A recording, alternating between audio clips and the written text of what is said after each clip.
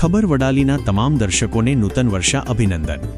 સાબરકાંઠા જિલ્લાના ઈડર શહેરના સેવાભાવી યુવાન વિપુલભાઈ, જેઓ લોનવાલા તરીકે જાણીતા છે, તેમણે દિવાળીના તહેવાર પૂર્વે એક સરાહનીય કાર્ય કર્યું છે।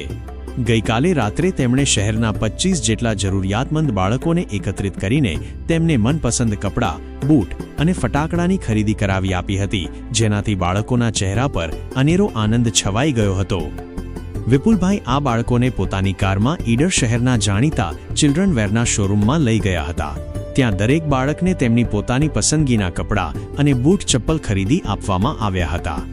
દિવાળીના તહેવારને ધ્યાનમાં રાખીને તેમણે બાળકોને ફટાકડા પણ અપાવ્યા, જેથી તેમની તહેવાર ઉજવવાની ઈચ્છા પૂરી થઈ શકે।